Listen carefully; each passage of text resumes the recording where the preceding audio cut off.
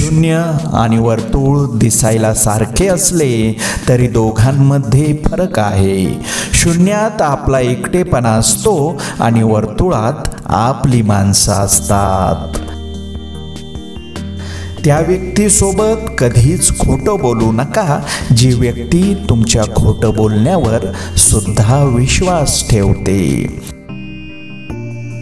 ज्यांनी तुमच्या चुका काढायचं ठरवलं आहे त्यांच्यासमोर स्वतःला सिद्ध करून देण्यात काही अर्थ नाही, कारण ते तुमच्या चांगल्या कामात पण चुकच शोधतील.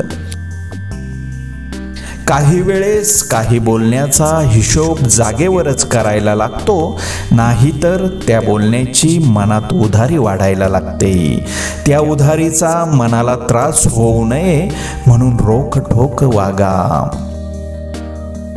बुद्धी सगळ्यांकडे असते, पण आपण चलाखी करतो की इमानदारी हे आपल्यावर झालेल्या संस्कारांवर अवलंबून असते. पण लक्षात असू द्यावे की चलाखी ही फक्त 4 दिवस टिकते आणि इमानदारी मात्र ही आयुष्याच्या शेवटपर्यंत टिकते.